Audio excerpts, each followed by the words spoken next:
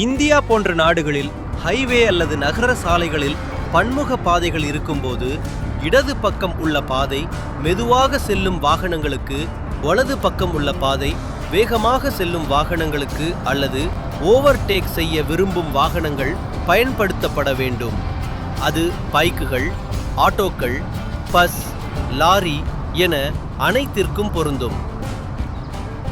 இந்த வகையான லேன் ஒழுங்கு இருந்தால் டிராஃபிக் நன்றாக இருக்கும், அனைவருக்கும் பாதுகாப்பானதும் அமைதியானதும் இருக்கும்.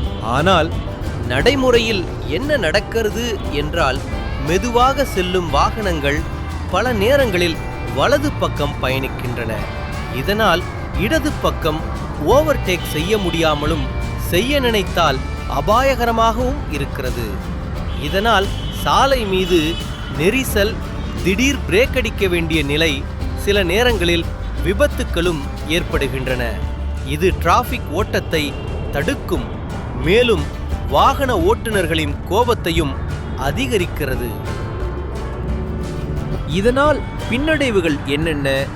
சாலை நெரிசல், அபாயகரமான ஓவர்டேக் முயற்சிகள், கவனமாகவும் ஒழுக்கமாகவும் செல்லும் ஓட்டுநர்களுக்கு கோபம் மற்றும் அவஸ்தை, மிக முக்கியமாக ஆம்புலன்ஸ், ஃபயர் இன்ஜின் போன்ற அவசர வாகனங்களுக்கு தாமதம் ஏற்படுகிறது.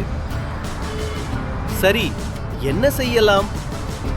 இடது லேன் மெதுவாக செல்லும் வாகனங்களுக்கு, வலது லேன் ஓவர்டேக் செய்ய மட்டுமே. ஓவர்டேக் செய்த பிறகு வாகனம் மீண்டும் தன் பழைய லேனுக்கு திரும்ப வேண்டும்.